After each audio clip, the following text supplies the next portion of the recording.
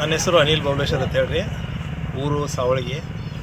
ಇವತ್ತು ಮಧ್ಯಾಹ್ನ ಸಾಯಂಕಾಲ ಅಕಾಲಿಕ ಮಳೆ ಬಂದ ಕಿಶಿಂದ ಎಲ್ಲ ದ್ರಾಕ್ಷಿ ರೈತರ ಕಟ್ ಮಾಡಿ ರ್ಯಾಂಕಿಗೆ ಹಾಕಿರುವಂಥದ್ದು ಕೈಗೆ ಬಂದು ತುತ್ತು ಬಾಯಿಗೆ ಬರಲಾರ್ದಂಗೆ ಪರಿಸ್ಥಿತಿಯಾಗಿ ಎಲ್ಲ ರ್ಯಾಂಕ್ಗಳು ಹಾರಿ ಹೋಗಿ ತಟ್ಟು ಹಾರಿ ಹೋಗಿ ಎಲ್ಲ ಇದ್ದ ಮನಕ್ಕೆ ಮೆಚುರಿಟಿಗೆ ಬಂದಂಥದ್ದು ಎಲ್ಲ ತೋದ ಕಿಶಿಂದ ಎಲ್ಲ ಹಾಳಾಗೈತಿ.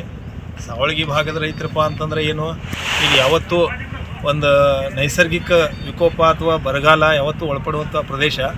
ಅದರೊಳಗೆ ಈ ಬೇಸಿಗೆ ಒಳಗೆ ಮಳೆಯಾಗಿ ಬಂದಂಥ ರೈತನ ಬೆಳೆನ ಈ ಅಕಾಲಿಕ ಮಳೆ ಒಯ್ದಂಗಾಗಿ ಅದಕ್ಕೆ ದಯವಿಟ್ಟು ಸರ್ಕಾರ ಈ ಕಡೆ ಒಂದು ಸ್ವಲ್ಪ ನಮ್ಮ ಮೇಲೆ ಗಮನ ಹರಿಸಬೇಕು, ಏನಾದರೂ ರೈತನ ಮೇಲೆ ಕರುಣೆ ತೋರಿಸ್ಬೇಕು ಅಂಥೇಳಿ.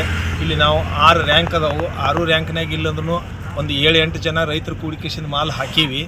ಆ ಮಾಲಿನೊಳಗೆ ಯಾವ ಮಾಲು ಸರಿಯಾಗಿ ಉಳಿದಿಲ್ಲ, ಎಲ್ಲನೂ ಮೇಲಿಂದ ತಟ್ಟು ಹಾರಿ ಹೋಗಿ ಎಲ್ಲ ಮನುಕು ತೋದ. ಇದ್ರ ಕ್ವಾಲಿಟಿ ಆಗೋದಿಲ್ಲ. ಬಂದಂಥದ್ದು ರೂಪಾಯಿದಾಗ 10 ಪೈಸೆ ಮಾಲ್ ಬಂದೈತಿ ಈ ವರ್ಷ. ಅದರೊಳಗೆ ಬಂದಿದ್ದ ಮಾಲ್ ಈ ರೀತಿ ಆಗೈತಿ. ದಯವಿಟ್ಟು ಸರ್ಕಾರಕ್ಕೆ ನಮ್ಮ ಕಡೆಯಿಂದ ಎಲ್ಲ ರೈತರ ವತಿಯಿಂದ, ಸಾವಳಗಿ ಭಾಗದ ಎಲ್ಲ ರೈತರ ವತಿಯಿಂದ ನಮ್ಮ ವಿನಂತಿ ಐತಿ, ದಯವಿಟ್ಟು ಸರ್ಕಾರ ಈ ಕಡೆ ಗಮನ ಹರಿಸಬೇಕು.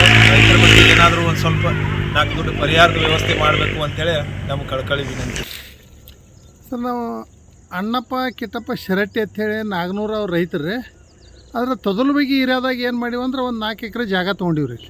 ತೊಗೊಂಡು ಇಲ್ಲಿ ಕೆರೆ ಪಕ್ಕದಲ್ಲಿ ತೊಗೊಂಡು ಪೈಪ್ಲೈನ್ ಅದು ಮಾಡಿ ನೀರಾವರಿ ಮಾಡೀವ್ರಿ. ಆದ್ರೆ ಗೊಂಜಾಳ ಹಾಕಿದ್ದೀವಿ ರೀ. ಒಂದು 2 ಎಕರೆ ರೀ. ಒಂದು 2 ಎಕರೆದಾಗ ಗೊಂಜಾಳ ಹಾಕಿದ್ರೆ ರೀ ಒಂದು 50ರಿಂದ 60 ಕ್ವಿಂಟಲ್ ಗೊಂಜಾಳ ಹಾಕಿತ್ರ.